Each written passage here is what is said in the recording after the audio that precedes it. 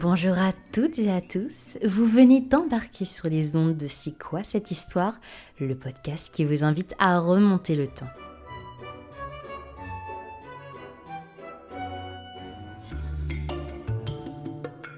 Bienvenue sur C'est quoi cette histoire, je suis heureuse de vous retrouver dans ce nouvel épisode, toujours en compagnie de notre experte préférée. Bonjour Noémie, comment ça va ? Ça va très bien et toi ? Mais ça va très bien, merci beaucoup. Dans ce nouvel épisode de C'est quoi cette histoire, on vous propose de troquer vos euros pour des sesterces et de partir vagabonder dans les rues commerçantes de Rome à la recherche de bonnes affaires. Aujourd'hui, Noémie va être notre guide pour une virée shopping en Rome antique. Alors, avant de faire chauffer nos sesterces, Noémie, pourrais-tu nous donner une idée de l'importance du commerce dans l'Antiquité ? Êtes-vous déjà allé aux Champs-Élysées à Paris ou encore dans la rue Sainte-Catherine à Bordeaux en période de solde ? Eh bien, vous pouvez projeter ce tableau sur la Rome antique. Effectivement, les rues commerçantes sont très encombrées à Rome. On vend dans la rue comme sur les places. Les passants se répartissent dans la rue selon leur statut, donc en bas à pied, la plèbe, et plus en hauteur, allongés sur des litières, on retrouve les habitants les plus fortunés. Les litières sont d'ailleurs nombreuses dans les deux sens, ce qui provoque parfois même des embouteillages. Et donc à ce titre, l'empereur Domitien, qui règne de 80 à 96, publie un édit pour interdire aux commerçants de gêner la circulation des litières avec leurs étalages.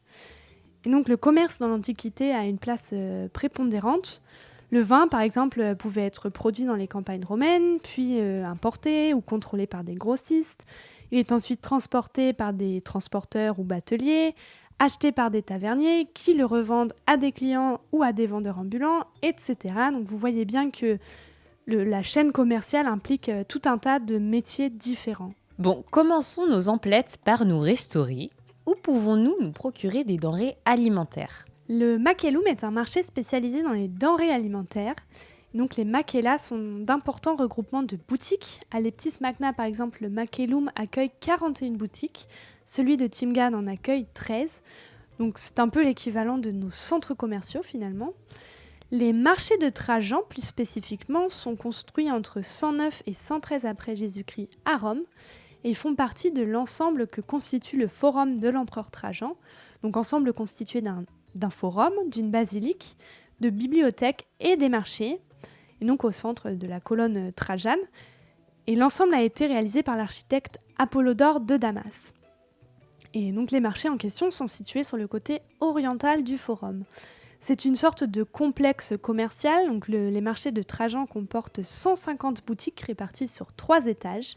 Et les marchandises qui y sont vendues proviennent du monde entier. C'est un lieu de vente au détail, également un centre d'approvisionnement et de redistribution des produits. Et donc l'établissement est géré par des fonctionnaires impériaux. Au premier plan de cet ensemble, on va trouver une grande exèdre. Donc une exèdre est une salle semi-circulaire. Et donc, 11 boutiques vont se répartir sur la partie inférieure. Il s'agit de petites pièces voûtées. Et le premier étage, lui, comporte 10 boutiques. Donc, au troisième étage, encore une série de boutiques qui donnent sur la rue. Et donc, toutes ces petites boutiques vont proposer à la vente du vin, des épices, des fruits, des poissons, etc. Est-ce que les rues commerçantes en Rome antique revêtent le même caractère animé de celles que nous connaissons aujourd'hui ? Alors, lorsque l'on arpente les rues principales de Pompéi ou d'Herculanum, on a l'impression de retrouver un environnement très proche de celui de nos villes modernes. On y retrouve des bars et des cafés qu'on appelle tabernae, popinae ou kauponae, avec un comptoir proche du trottoir pour attirer le passant, ainsi que des boutiques qu'on appelle également tabernae, avec des larges ouvertures sur la rue. Et à Rome, certaines rues se spécialisent même dans le commerce de produits spécifiques. Toutefois, on a déjà une ambiance dans la rue même, c'est-à-dire des vendeurs ambulants qui vont alpaguer les passants, comme des vendeurs de pain qui vont transporter leurs marchandises dans des petits paniers, ou alors des cuisiniers de rue qui vont proposer des saucisses fumantes, par exemple, un peu comme les hot dogs. Et quelques animations, des charmeurs de serpents par exemple, ou ce genre de choses.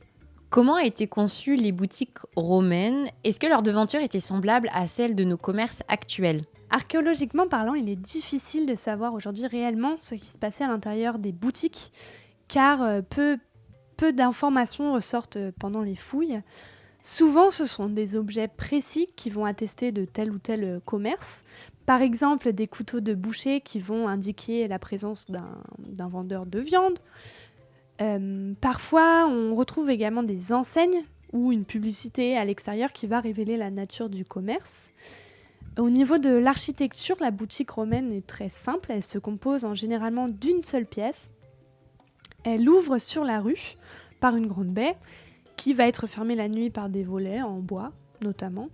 Et l'aménagement principal est en fait la table, qui est très souvent maçonnée dans l'ensemble d'ailleurs. Le commerçant se sert de cette table pour présenter ou pour travailler ses produits. Et la boutique est souvent aussi agrémentée d'étagères, de tables pour présenter d'autres marchandises. Certaines boutiques sont également intégrées à l'habitat. Donc dans ce cas-là, elles sont aménagées au rez-de-chaussée d'une domus et elles peuvent être louées par le propriétaire ou alors tenues par le propriétaire lui-même. Concernant les enseignes, chaque boutique possède sa propre enseigne. Celle-ci va être fixée au-dessus de l'entrée. Elle n'est généralement pas plus grande qu'une valise. Elle est réalisée à partir de plaques de bois, de marbre ou de terre cuite et peut être sculptée en relief, voire colorée. Un boucher va par exemple faire figurer 5 cuisseaux de porc sur son enseigne, ou une chèvre pour des produits laitiers, ou encore 3 amphores vont représenter une taverne, etc. Et certaines enseignes, pour terminer, arborent également une petite phrase. Par exemple, Habemus incena pullum piscem pernam paonem benatores, ce qui signifie donc « Nous vous proposons poulet, poisson, jambon, pain et gibier », accompagné d'un petit cœur en signe de bon accueil. Finalement, ce sont des modèles assez proches de ceux que nous connaissons aujourd'hui. Exactement. Alors, dans nos rues commerçantes actuelles, justement, et je pense dans tous les bourgs de France, enfin, à voir avec Jean-Pierre Pernaut avant son départ en retraite, on retrouve au moins les 3 commerces élémentaires que sont la boulangerie, la boucherie et le primeur. Est-ce que ces commerces étaient déjà présents en Rome antique et si oui, comment se présentaient-ils ? Donc effectivement, ce sont des commerces qu'on retrouve en Rome antique. Donc le boulanger est appelé pistor et la boulangerie est la pistrina ou le pistrinum. Elle consiste en une pièce qui va être dévolue à la vente des pains, mais également on a un atelier de fabrication dans lequel on va moudre le grain pour fabriquer la farine, préparer la pâte, cuire le pain, etc. La boulangerie propose ses pains à la vente dans la partie dédiée au commerce. Et donc sa façade, comme on l'a mentionné tout à l'heure, est ouverte sur l'extérieur avec un comptoir placé à son entrée. Des pains vont être empilés sur ce comptoir ou alors sur un présentoir. Et le boulanger vend ses produits et effectue les transactions à cet endroit. Concernant le boucher romain, on l'appelle le lanius et sa boutique est le laniarium. Les gallinari sont les volaillers. Et donc, les artisans peuvent se spécialiser dans la production et la vente de produits spécifiques. Les charcutiers sont les confecturarii, les marchands de boudins les botularii et les marchands de boulettes de viande, par exemple les issiciarii. À Rome, il existe 3 marchés de viande, le forum boarium, qui est le marché aux bœufs, le forum suarium, le marché aux porcs et aux lards, et le forum pecuarium, donc aux ovins et caprins. Les bouchers sont organisés en 3 collèges. Et donc leurs denrées dans leurs boutiques sont vendues, suspendues au plafond pour être présentées aux clients. Le boucher travaille sur un établi et dispose d'une balance pour peser ses produits. Et donc il va déplacer un poids le long d'une barre pour établir la pesée de ses aliments.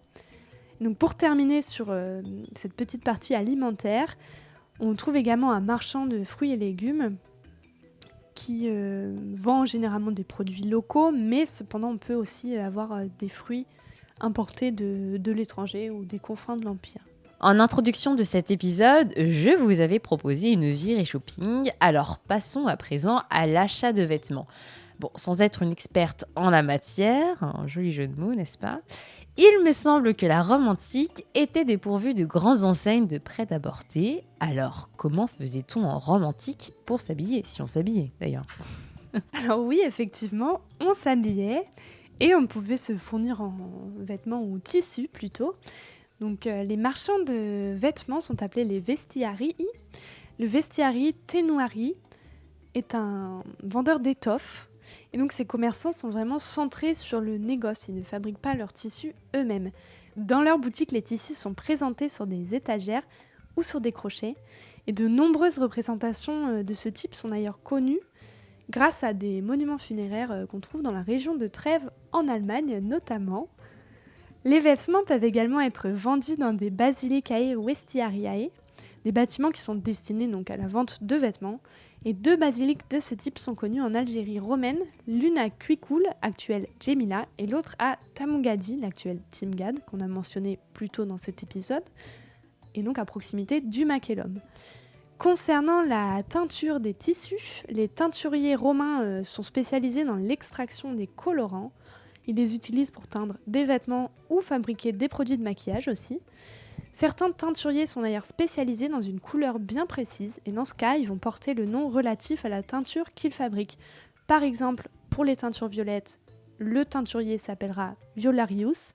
Pour les teintures oranges, il s'appellera Flammarius. Et restez bien connectés, dans un autre épisode, nous reviendrons plus en détail sur la mode en Rome antique. Est-ce qu'on trouvait également d'autres types de commerces spécialisés ? Effectivement, on trouvait d'autres types de commerces. Par exemple, les potiers. Donc, l'atelier du potier est appelé figlina. Les potiers ont une production importante, donc ils disposent d'entrepôts pour leurs marchandises et parfois de boutiques en ville où ils vont les vendre. Les objets qu'ils fabriquent sont vendus localement, mais ils peuvent aussi être exportés dans tout l'Empire romain, en particulier les objets liés au transport de denrées comme les amphores. Un autre type de boutique sont les parfumeries. Le parfumeur est appelé Seplaciarius et la parfumerie est la Seplacia. Le parfumeur romain crée des parfums et les vend. Il commercialise ses parfums dans des flacons et sa parfumerie est généralement située dans un lieu passant. Elle est dotée d'un comptoir de vente pour effectuer des transactions avec les clients, mais aussi d'un fourneau ou d'un trépied pour effectuer des mélanges à chaud dans un chaudron. On allait également chez le coiffeur à l'époque romaine. Donc le coiffeur à l'époque est également un barbier. Son nom latin est le tonsor et sa boutique la tonstrina. Le plus souvent ce sont des hommes qui fréquentent cette officine. Les femmes riches ont généralement une coiffeuse personnelle qui est une esclave. Et les hommes pauvres ne vont pas non plus chez le tonsor. Je ne vais pas rentrer dans plus de détails que ça, puisque le sujet de l'esthétique fera l'objet également d'un futur épisode. Et pour terminer ce petit tour d'horizon, on peut aussi mentionner les marchands d'huile, qui sont appelés oliarius.